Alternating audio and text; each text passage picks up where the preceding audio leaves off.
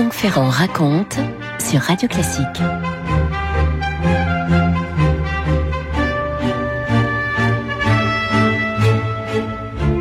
Vous connaissez peut-être, j'espère que vous avez la chance de connaître le Palais des Doges à Venise qui a enflammé tant d'imagination. Derrière ces pierres blanches qui ont des reflets vaguement rosâtres, ça dépend du soleil, combien de pièces au décor somptueux, parfois lourds et chargés, et de grands couloirs et de dédales extraordinaires, combien de chefs-d'œuvre aussi. En parcourant les chambres du Palais ducal, résumait Chateaubriand, on marche de merveille en merveille. Là se déroule l'histoire entière de Venise, peinte par les plus grands maîtres. Mais c'est vrai qu'il y a des Tintoret, des Véronèse, alors en pagaille. Mais derrière tout ça, on trouve aussi dans le palais des portraits plus simples, qu'on pourrait même manquer si l'on ne levait pas suffisamment les yeux vers la partie haute des murs. C'est la frise des anciens maîtres des lieux, les fameux doges, représentés d'une manière souvent austère, presque un peu intimidante. De sous les toits, ils paraissent encore aujourd'hui veiller sur la vie de la Sérénissime avec leur célèbre chapeau bosselé de doge. Ils ont détenu les clés de la cité, les clés de cet empire qu'était alors Venise. On serait pourtant bien en peine de les nommer. Qui se souvient encore aujourd'hui de tel doge avec son manteau cuivré et son air sévère, ou de tel autre moins commode avec sa barbe claire? Certains méritent d'être connus. Et il y en a un là, regardez-le avec ses sourcils froncés et son petit air buté, drapé dans son habit rouge flamboyant. Il s'appelle Enrico Dandolo. Doge à la charnière du XIIe et du XIIIe siècle. Son nom n'est pas très connu, mais c'est vrai qu'en son temps, il était moins connu encore. Personne ne l'a vu venir. Vers 1192, au moment de son élection, il n'a pas loin de 80 ans. Et il est bien handicapé. Il passe pour quasiment aveugle. Les gens disent « Oh, le vieux Dandolo, mais il est aveugle !» Il peut néanmoins se targuer d'avoir dédié sa vie à la patrie. Il a même été envoyé dans la capitale la plus prestigieuse de la chrétienté, Constantinople. On se dit que ça va être son bâton de maréchal, cette élection en tant que doge. Ça va être ce qu'on pourrait appeler un doge de transition. Eh bien, c'est pas si sûr, parce que le personnage attend son heure, en vérité. Il attend son heure pour forcer les portes de l'histoire, et justement, après 9 ans à la tête de Venise, il va avoir une opportunité incroyable, opportunité qu'il va savoir exploiter avec beaucoup d'habileté, avec pas mal d'audace, et disons-le aussi avec un peu d'immoralité. Franck Ferrand sur Radio Classique. Le carême de l'an 1201 vient de commencer quand une petite troupe d'étrangers arrive à Venise. On a très envie de décrire ce que devaient être les quais fourmillants de cette cité marchande déjà tellement riche. Alors, on commence à murmurer les noms de ces voyageurs, dont les noms résonnent très septentrional. Geoffroy de Villehardouin et Conon de Béthune. Mais qu'est-ce qu'ils viennent faire, ces chevaliers francs sur les bords de la lagune? Ils ont l'intention justement de venir s'entretenir avec Dandolo. Le premier magistrat se montre tout à fait à l'écoute des requêtes de leur chef. Sire, commence Geoffroy de Villehardouin, qui va retracer cet épisode dans ses mémoires, c'est pour ça qu'on peut le décrire avec autant de précision. Sire, nous sommes venus vers vous, députés par les plus grands barons de France, qui ont pris le signe de la croix pour conquérir Jérusalem. Ils vous requièrent au nom de Dieu que vous entriez avec eux dans la résolution de venger la honte de notre commun Rédempteur en leur fournissant par vous des vaisseaux et autres commodités pour leur passage d'outre-mer. Bon, bref, les chevaliers en question, qui se sont croisés à l'appel du pape Innocent III, cherchent une flotte pour les conduire en Terre Sainte vers Jérusalem, perdue par les Occidentaux quelques années plus tôt.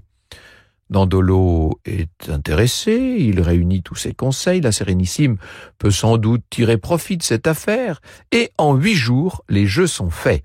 Le doge promet tous les vaisseaux nécessaires au transport de milliers d'hommes, de chevaux, des vivres énormes. Bref, c'est une flotte absolument colossale, vous imaginez ça? Il y en a pour une très grosse somme, puisque la République souhaite monnayer ses services pour 85 000 marcs d'argent, vous imaginez, et elle veut une partie des terres conquises. Pour les croisés, ce soutien matériel, même s'il coûte cher, est essentiel. Les têtes couronnées qui auraient pu participer à l'opération à l'époque sont absorbées dans d'autres conflits et le vieux Dandolo, qui est en quelque sorte le metteur en scène de toute cette affaire, va faire déclamer les termes de l'accord au cœur de la basilique Saint-Marc. Et sous la nef, Geoffroy de Villehardouin exhorte près de 10 000 Vénitiens à venir soutenir l'expédition sainte. On le voit qui s'agenouille, qui supplie entouré de ses compagnons de voyage. L'émotion est très grande dans l'assemblée. Le peuple crie d'une voix en levant les mains, nous l'octroyons, le soutien. Les croisés vont pouvoir quitter Venise avec le sentiment du devoir accompli. Bientôt, ils vont revenir avec toute leur armée de soldats de Dieu. À bord d'une flotte triomphante, ils prendront pied en Palestine, à moins qu'au fil de l'eau, un autre projet ne vienne à germer dans l'esprit, comment le qualifier ? Dans l'esprit prosaïque de l'imprévisible doge Dandolo. Vous écoutez Radio Classique. Ah, Dandolo se frotte les mains, il peut pas s'empêcher. On est le jour de la Saint-Jean de l'année suivante, et l'armada est là, superbe, avec toutes ses galères, ses nefs. Les croisés menés par le piémontais Boniface de Montferrat ne peuvent qu'être éblouis par l'extraordinaire déploiement de forces navales dont la Sérénissime a le secret. Quand même... Un malaise va assez vite s'installer puisqu'il y a pas mal de croisés qui ne sont pas là, qui se font attendre et bientôt, il faut se rendre à l'évidence, plus de la moitié de ceux qui s'étaient croisés ont l'air de faire faux bond. Pour quelle raison ? Peut-être que la destination de l'expédition s'est ébruitée car avant de mettre le cap sur la Palestine, les chefs stratèges de la croisade ont l'intention de s'en prendre à l'Égypte. Or, il y a énormément de chevaliers qui se disent que c'est pas une bonne destination, c'est un détour qui n'est pas raisonnable. Il y en a qui vont même jusqu'à dénoncer cette expédition. Certains soupçonnent le vieux doge d'avoir dès le départ intrigué pour modifier l'itinéraire de la croisade. Une chose est sûre, ses intentions sont troubles. Il n'a pas envie de prendre la route du delta du Nil.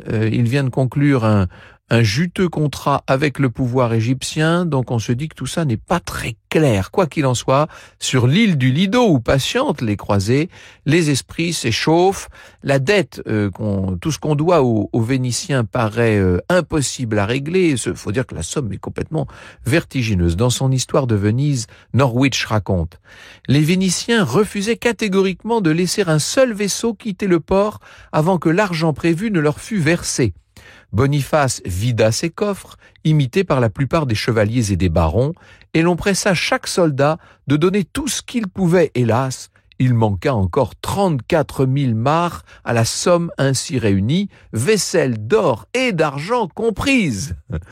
Dandolo va hausser le ton. Ah, ce qui est promis, il va falloir verser l'argent, l'accord doit être respecté. Pour les croisés, Venise et ses eaux commencent à de plus en plus ressembler à un piège et la situation a l'air inextricable. C'est à ce moment que le vieux doge, décidément on se rend compte que cet homme est infiniment rusé, il a une immense expérience et il s'en sert. Le vieux doge va tirer de son chapeau un compromis inattendu. Voilà ce qu'il propose, Dandolo. Zara, donc port revendiqué par Venise sur la côte d'Almate, vient d'être pris par les Hongrois. Si les croisés aident la Sérénissime à reconquérir Zara, alors un délai pourrait être accordé pour le paiement de la dette. Et ensuite, tous pourront prendre la route du Levant. Les croisés ne peuvent qu'accepter ce détour vers Zara. De toute façon, ils n'ont pas le choix. Il y a quand même un peu de tumulte dans les rangs. Certains dénoncent une attaque inadmissible contre d'autres chrétiens. On était parti se battre contre les infidèles et voilà qu'on va maintenant se battre contre des chrétiens. Amable de Fournoux, dans La Venise des Doges, 1000 ans d'histoire, nous dit « Chacun comprit que désormais de simples transporteurs salariés, les Vénitiens faisaient figure d'alliés pour ensuite s'imposer en véritable maître de l'expédition. » Voilà ce qui est en train de se passer. Et le doge, symboliquement, va même prendre les commandes de cette expédition au cours d'une cérémonie grandiloquente dans la basilique Saint-Marc. « J'irai volontiers vivre et mourir avec vous et les pèlerins », lance-t-il. Et comme le raconte Geoffroy de Villehardouin, Il se met à genoux en pleurant, et là, on lui attache la croix sur un grand chapeau de coton par devant, afin que tous puissent la voir.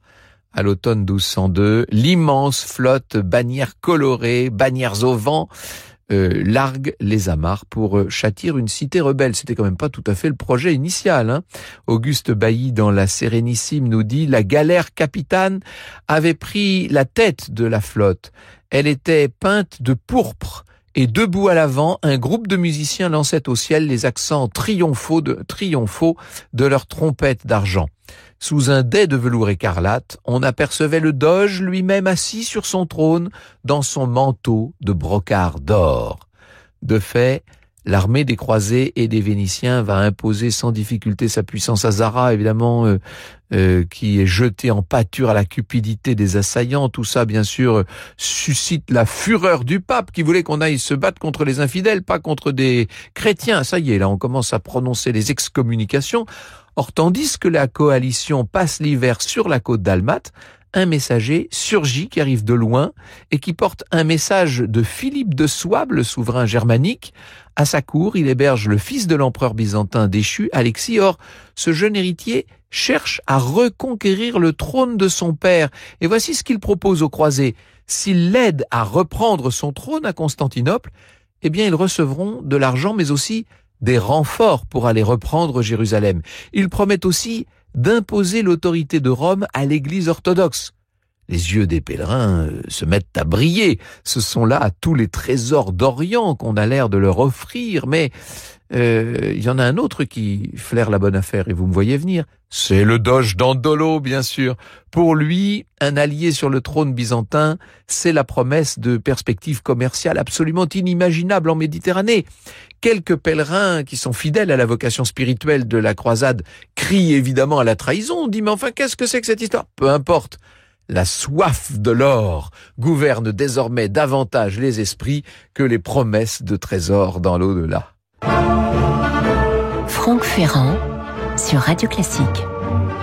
24 juin 1203, le vieux Dandolo, avec ses hommes accompagnés de l'héritier byzantin qui est là, voit se dessiner les contours de la somptueuse Constantinople. Ah, on est loin du voyage à Jérusalem, hein.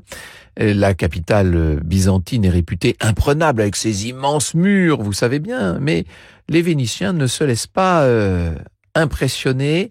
Ils vont attaquer vigoureusement avec tous les croisés, bien entendu, par terre, par mer, par tous les moyens.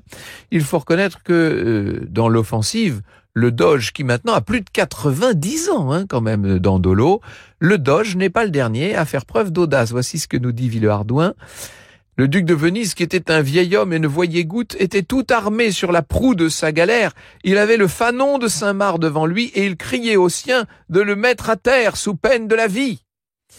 La ville, au bout d'un combat terrible, sanglant, va finir par devoir se rendre. Il faut imaginer tous ces corps sans vie partout, la terreur dans Byzance, dans Constantinople vaincu et l'empereur en place qui finit par prendre la fuite, ce qui fait qu'Alexis et son père sont rétablis sur le trône comme prévu.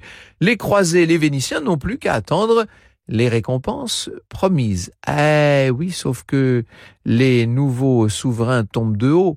Quand ils arrivent, on a vidé les caisses. Il n'y a absolument pas de quoi couvrir d'or les sauveurs. Dans les rues de la ville, latins et byzantins entretiennent des relations de plus en plus difficiles. Un soir, les croisés vont en venir à piller et à incendier une église.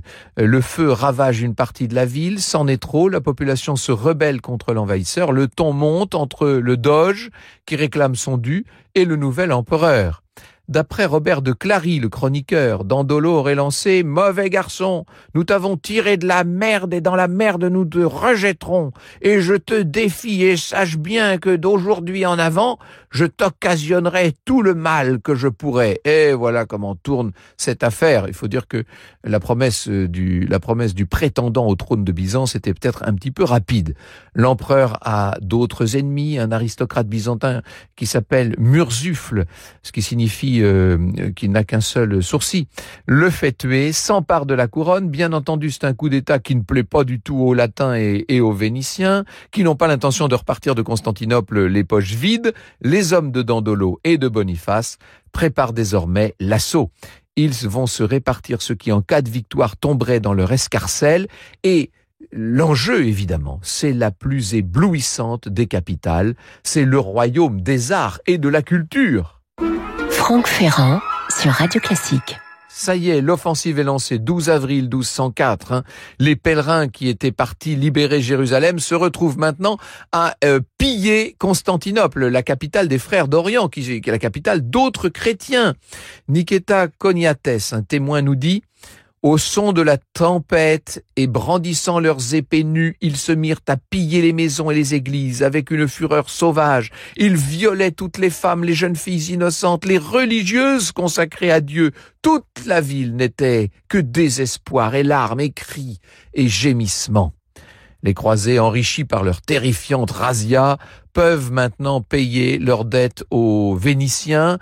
Dandolo a été incroyable dans cette affaire. Évidemment que Venise est la grande gagnante de cette expédition. Elle va désormais dominer la Méditerranée. Le doge, pourtant, refuse la couronne byzantine, dont il perçoit sans doute les épines. Il guerroie encore et encore pour affermir l'autorité de son poulain, qui s'appelle Baudouin de Flandre, qui est devenu le nouvel empereur, mais il n'y arrivera pas.